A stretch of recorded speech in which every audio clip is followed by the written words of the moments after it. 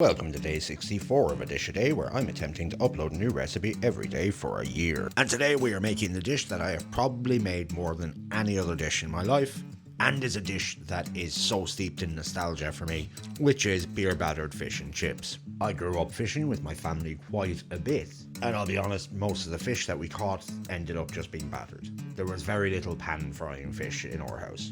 And most of the time it didn't matter what type of fish it was. From ray wings to monkfish to dogfish, which is a fish that sadly I cannot get anymore. I'm not going to show you how to make the chips because I've done that a few times now, but I will show you how to make some amazing buttery mushy peas and a tartare sauce that is 100 times better than anything you'll buy in the shop. And that's where we're starting.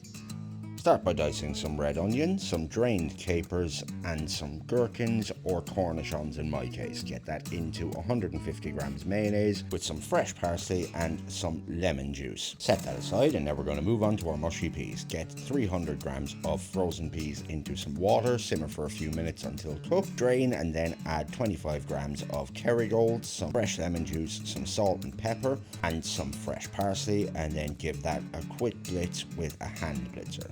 So, when making battered fish, my fish of choice will nearly always be hake, but you could just as easily use haddock or cod. Before you get that into your batter, we're going to want to give it a little bit of salt. We're going to leave that for a bit for the salt to draw some of the moisture out. However, you don't want to leave it for anything more than about 15 minutes. If it draws out too much moisture, the fish just starts to cure, and it actually ends up being more difficult to batter. While that's happening, let's make our batter. Go into a bowl with 150 grams of plain flour, 30 grams of cornflour, a pinch of salt, a tablespoon of baking soda, a tablespoon of smoked paprika, and then 200 milliliters of a good beer. Being from Kenmare, I'm going to have to go with Tom Crean's on this one, but you choose what suits you.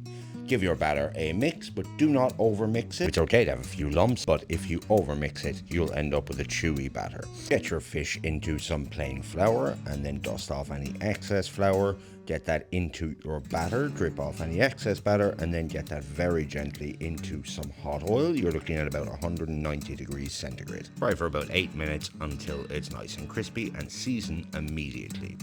Get yourself some newspaper, burdock style, pile up your fish and your chips, and don't forget to serve with your mushy peas and your tartare sauce, and this just brings me right back. A full written recipe will be in the description down below. Don't forget to drop me a follow if you like my content, and I will catch you on the next one.